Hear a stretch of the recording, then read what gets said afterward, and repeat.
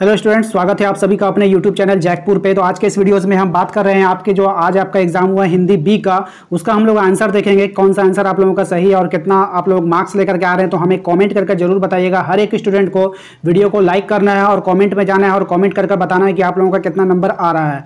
तो चलिए शुरू करते हैं हम आज का ये वीडियो। तो सबसे पहले आप लोग वीडियो को लाइक कर दें, उसके बाद हम लोग शुरू करते हैं। और एक बात, ये जितने भी आंसर है मैं अपने अनुभव से आप लोगों को आंसर बता रहा हूँ। मेरे पास भी बुक नहीं है, इसलिए मैं कन्फर्म तो नहीं हूँ, लेकिन इतना कोशिश करता हूँ कि मैं बिल्कुल सही जवाब आप लोगों को कंफर्म करवा रहा हूँ। ठीक है, तो क्योंकि मैंने मॉडल सेट आप लोगों को कराया था, उससे भी बहुत सारा क्वेश्चन इसमें आया है, तो इसलिए जो है मैं जो है पूरी कोशिश करूँगा कि बिल्कुल आप लोगों का सही सही जो है सिलेक्ट करवा लूँ। ठीक है, तो चलिए स्टार्ट करते हैं, देखते हैं। अगर बाई चांस अगर कोई मुझसे गलती होती है तो आप लोग प्लीज़ कॉमेंट कर हमें बताइएगा कि क्या आंसर उसका होना चाहिए। ठीक है, इसमें ज़रा सा भी आप लोगों को जो है संकोच नहीं करना है, आप लोग तुरंत कमेंट करेंगे और बताने का प्रयास करेंगे। ठीक है, तो चलिए अब स्टार्ट करते हैं। सबसे पहले देखिए, जनसाधारण के अनुसार संगीत किसका साधन है? तो संगीत जो है वो मनोरंजन का साधन है। ठीक है, ये तो पैराग्राफ से आया है, तो ये तो बिल्कुल आसान है। ठीक है, इसमें कोई दुविधा वाली बात नहीं है। भजन पूजा में कविताओं एवं छंद किसके गुणगान में चीज़ें हैं? तो भगवान के गुणगान की चीज़ें हैं। संगीत मनुष्य के अतिरिक्त किसकी भावनाओं को प्रेरित करने में सक्षम है? तो पशु पक्षी की।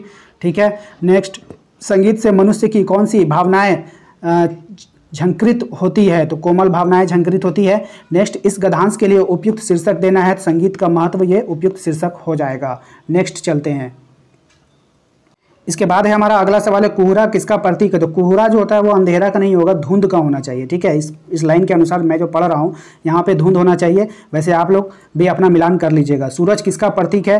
तो सूरज ईश्वर का प्रतीक नहीं होगा। सूरज जो होगा वो आशा का प्रतीक होगा, क्योंकि सूरज की किरणें जो है जब आती है तो अंधेरा क्या होता है? छट जाता है। तो हम लोग एक कहावत भी कहते हैं कि हर घने बादल के पीछे क्या होता है? एक सुनहरी किरण होता है, आशा की किरण होती है ना। उसी बिना पर जो है हम इसका आंसर क्या दे रहे हैं? आशा दे रहे हैं। ठीक है, याद रखिएगा। इसके बाद है अगला सवाल हमारा, पदांश में अमावस्या किसका द्योतक है? तो अमावस्या जो होता है वो घनघोर निराशा का द्योतक होगा, ये सब नहीं होगा। ठीक है, अमावस्या में क्या होता है? अंधेरा छा जाता है। अगर हम कहेंगे कि आप तुम्हारे जीवन में अमावस्या छा गया, तो उसका आप क्या मतलब निकालेगा? कि घनघोर निराशा छा गया है ना, निराशा हाथ लग गई, मतलब अमावस्या छा गया। ठीक है, मुट्ठियों में जुगनी दबाने का क्या आशय है? मुट्ठियों में दुगनी दबाने का आशय होगा अपनी शक्तियों को कुचलना। देखिए, ये भी हो सकता है। और सब कुछ नियंत्रण में लेना, शत्रु पर विजय पाना और उभरने ना देना। ठीक है, ये दोनों लाइन में से कोई एक लाइन कंफर्म हो सकता है, क्योंकि इसका ऑप्शन जो है बहुत काफ़ी हट करके है। तो मेरे ख्याल से इन दोनों ऑप्शन में से कोई एक होना चाहिए। ठीक है, तो मेरे ख्याल से ये इसका ऑप्शन जो है 9 का 1 होना चाहिए। ठीक है, ठीक है, इन्हीं दोनों में से कोई एक आंसर होगा, और मेरे अनुसार जो है ये वाला ऊपर वाला 1 नंबर होना चाहिए। ठीक है, नेक्स्ट है हमारा, इस कविता का प्रेरणा क्या प्रेरणा देती है? कविता जो हमें निरंतर चलते रहने की प्रेरणा देती है। अगला सवाल हमारा, निराशा शब्द में किस उपसर्ग का प्रयोग हुआ? देखिए, निराशा में जो होगा नी जोड़ आशा होता है ना, नी होता है, तो नी की जगह हम लोग निर का इस्तेमाल भी कर सकते हैं। तो ठीक है, निर्जोड़ आशा निराशा, ये निरा नहीं होगा। ठीक है, ये तो बिल्कुल नहीं होगा।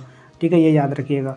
नेक्स्ट है हमारा, साहसिक शब्द में किस प्रत्यय का प्रयोग हुआ है? तो साहसिक में जो इक का प्रयोग होगा है ना, साहस जोड़ इक साहसिक, तो इक का प्रयोग हुआ है, ये याद रखना है आपको। इसके बाद हमारा अगला सवाल है 13 नंबर सवाल, देखिएगा, पीताम्बर का सही संधि विच्छेद करना था, तो ये वाला हो जाएगा 4 नंबर ऑप्शन। ठीक है, नेक्स्ट है, स्वागत शब्द में कौन सी संधि है? तो स्वागत शब्द में यन संधि होगा, ये नहीं होगा। ठीक है, नेक्स्ट है हमारा, संधि के कितने भेद है? संधि के जो है हमारा 3 भेद होता है। संधि का कौन भेद, कितने भेद होता है? 3 भेद होता है, 2 नहीं होगा, 3 होगा।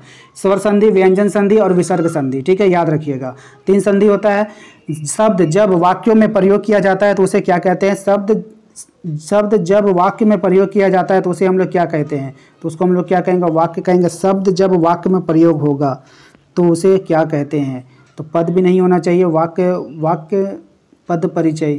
चलिए, क्वेश्चन ऑप्शन 3 ही इसका आंसर होना चाहिए। ठीक है, नेक्स्ट हमारा, आयात का विलोम क्या होगा? तो आयात का विलोम जो होता है वो निर्यात होता है, ये नहीं होगा, आपात नहीं होगा। ठीक है, निर्यात होगा। नेक्स्ट है, हवा का पर्यायवाची क्या है? तो हवा का पर्यायवाची यहाँ पर नहीं है, तो ये नहीं है, ऑप्शन नंबर 2। बाकी सब ठीक है ना, तो इसका आंसर होगा ऑप्शन नंबर 2। बोल रहा है नहीं है, तो आपने लिख दिया समीर में, तो समीर तो बिल्कुल हवा का पर्यायवाची होता है, इसलिए ऑप्शन नंबर 2 सलील होगा। ठीक है, याद रखिएगा। इसके बाद है हमारा अगला सवाल, पोथी पढ़ी पढ़ी जग मुआ का आशय क्या है? कि पोथी पढ़ पढ़ के कोई भी ज्ञानी नहीं बन सका है, ऑप्शन नंबर 3 हो जाएगा इसका। नेक्स्ट है, एके आसिर किसे कहा गया है? तो एके आसिर किसको कहा गया है? तो इसका सही जवाब हो जाएगा ज्ञान को। क्या हो जाएगा? ज्ञान को, भक्ति नहीं होगा। ठीक है, नेक्स्ट होगा, पंडित होने के लिए क्या आवश्यक है? पंडित होने के लिए जो है हमें पुस्तक का ज्ञान होना चाहिए, ये बिल्कुल भी नहीं है। ग्रंथ पढ़ना चाहिए, परमात्मा का ज्ञान होना चाहिए। पंडित होने के लिए क्या आवश्यक है? शास्त्र का ज्ञान, शास्त्र का ज्ञान यही हो जाएगा, ठीक है, ऑप्शन नंबर 2। नेक्स्ट है हमारा पोथी पढ़ने में क्या व्यंग है, पोथी पढ़ने में क्या व्यंग है, ये देखना है। पोथी पढ़ने में क्या व्यंग है, पुस्तकों के ज्ञान प्राप्त करना, बिना सोचे याद करना, रटना बिना सोचे, ये और ठीक है, ऑप्शन नंबर 4 इसका हो जाएगा। इसके बाद है इस साखी में कवि क्या कहना चाहता है, तो अपने प्रीतम को ज्ञान समझो, ठीक है, यही कहना चाहता है। मनुष्यता पाठ में मनुष्य मात्र बंधु है, इसका क्या आशय है, तो मनुष्य जो मात्र बंधु का आशय आपको बताना है, तो इसका सही जवाब हो जाएगा आपका केवल मनुष्य ही आपसी संबंध होता है, ठीक है, ऑप्शन नंबर 4 हो जाएगा इसका। पर्वत प्रदेश में पावस कविता में पर्वत की आँख किसे कहा गया है, तो इसको नहीं फूलों को कहा गया, ऑप्शन नंबर 2 बिल्कुल सही हो जाएगा, ठीक है, ये वाला सही है। नेक्स्ट है हमारा पर्वत अपना आकार कहाँ देख रहा है, तो पर्वत अपना आकार ताल में देख रहा है, कहाँ में देख रहा है, ताल में देख रहा है, ये आपका सेट में भी था ये सब क्वेश्चन, ठीक है। अगला सवाल है दधीची ने कौन सा महान कार्य किया था, तो दधीची क्या कहता, अपना शरीर हड्डियों का दान कर दिया था, तो ये वाला होगा, ऑप्शन नंबर 1 होगा। नेक्स्ट है हमारा उदार मनुष्य किसके लिए जीता है, तो उदार मनुष्य देश स्वार्थ के लिए जीता है, ठीक है। नेक्स्ट है हमारा कवि पंत ने वृक्षों की तुलना किससे की है, तो कवि पंत ने वृक्षों की तुलना किससे करा है, ऊंची ऊंची आकांक्षाओं से, ठीक है, ये सब नहीं होगा, ठीक है, ऑप्शन नंबर 1 हो जाएगा। नेक्स्ट कबूतर को बचाने के लिए अपना मांस किसने दे दिया था, उसी नगर के राजा शिव ने, तो ये भी आपका सेट में था, ठीक है। सहस्त्र दीर्घ सुमन से क्या आशय है, सहस्त्र दीर्घ सुमन से क्या आशय है, ठीक है, तो इसका सही जवाब आपका हो जाएगा हजारों पुष्प रूपी आंखें, ऑप्शन नंबर 2 हो जाएगा इसको बिल्कुल सही जवाब।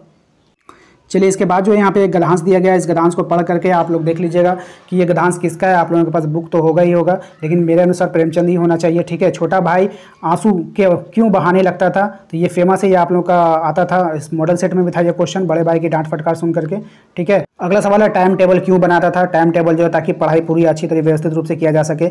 नेक्स्ट है गद्यांश में आए मुहावरे जिगर के टुकड़े का क्या अर्थ होना चाहिए, जिगर के टुकड़े का अर्थ होना चाहिए 2 भाइयों के लिए, ये तो नहीं होगा, ठीक है, बहुत, ये वाला हो जाएगा ऑप्शन नंबर 2 बहुत कष्ट होना, ठीक है। अब वैसे अगर इसमें मारना है तो मारना है, लेकिन इसका अर्थ भी होता है बहुत अधिक तकलीफ जब दिल के पहुंचता है, तो उसी को बोला जाता है ना, जिगर के टुकड़े होना। भाई साहब किस कला में निपुण थे, तो भाई इस कला जो उपदेश देने की कला में निपुण थे।